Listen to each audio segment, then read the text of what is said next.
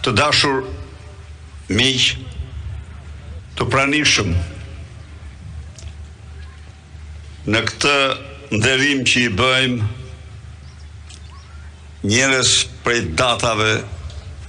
më të shënuara në historinë e lirisë kombit shqiptar,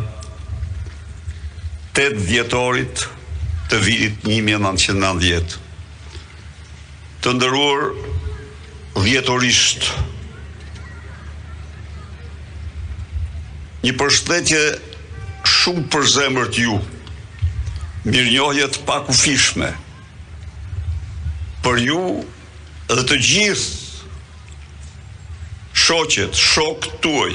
kudo që janë sot, çfarëdo që bëjnë, për rolin tuaj të jashtëzakonshëm që luajtët në dhjetor të vitit 90 në historinë e lirisë shqiptarëve. Të dashur deputet, të pranishëm,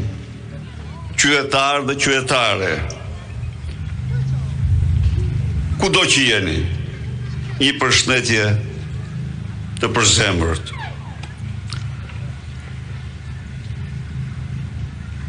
Si sot, 35 vite më parë, me 8 dhjetor të vitit 1990, studentë të Universitetit të Tiranës dhe shkollave tjera të larta, të udhëhequr nga tribuni i lirisë Azem Hajdari,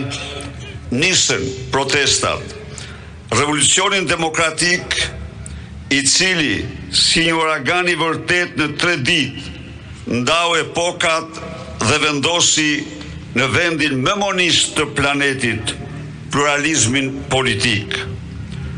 Ndaj sot mbar kombi shqiptar nderon 8 dhjetorin si datën më të rëndësishme gjëratëherë në historinë e lirisë së tij pas shpalljes së pavarësisë së vendit. Për shqiptarët në Shqipëri, 8 dhjetori vitit 1990 është ditëlindja e lirive të tyre. Me 8 dhjetor të vitit 1990, studentët liberator, engjujt e demokracisë, siç do t'i thrisnin ata njerëzit më të shtypur të Europës, të udhëhequr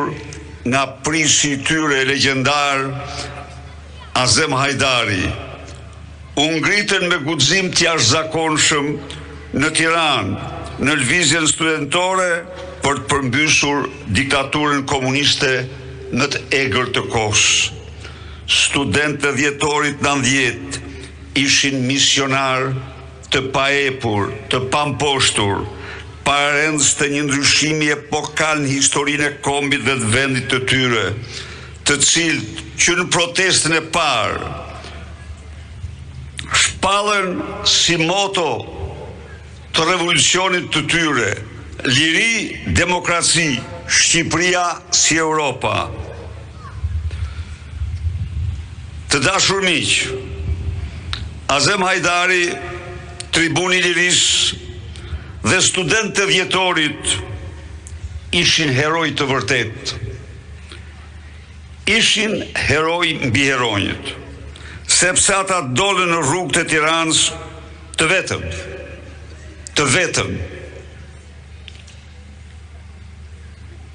të braktisur nga shqiptarët, të braktisur nga Europa, të braktisur në tërësi. Në atë dhjetor, të shumët ishin ata që në Europë, pas dështimit të kryengritjes paqësore të dy korrikut, mendonin se Shqipëria duhej dhe meritonte të mbetej Kuba e Adriatikut në kontinent. Por studentët në këtë vetëmi guxuan, u përballen me regjimin komunist memonist dhe me represiv të kohës. Regjimin që edhe ato ditë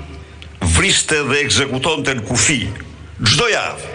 bashkëmoshatarët e tyre, madje dhe zvarriste barbarisht në rrugë dhe sheshte e qyteteve, Sarandë, Shkodër, Gjirokastër, Korçë, ku fomat e trive, të bëra shosh nga breshrit e rojeve të kufirit, vetëm në mënyrë që askush të mos guxonte të ngrihej kundër atij regjimi. Studentët e dhjetorit ishin heroj, shkuar herojve, sepse në betejën e pabarabartë me regjimin, që kishte vendosur para tyre tanket, mitrolozat, ushtri e hordhi, ata të vetëm, me armë të vetë me guximin e tyre, që ndruan të pamposhtur dhe fitur. Revolucioni demokratik që nisi me 8 dhjetor, me shpejtësi do të shndrohej në lëvizjen më të fuqishme paqësore në historinë e Shqipërisë dhe në një hark kohor të shkurtër prej 72 orësh, me mbështetje të fuqishme tashmë të intelektualëve dhe qytetarëve të Tiranës, do të ngadhjente mbi regjimin komunist dhe do të impononte atij pranimin e pluralizmit politik në Shqipëri e do themelonte partinë e parë opozitare në historinë e pas luftës, Partinë Demokratike të Shqipërisë.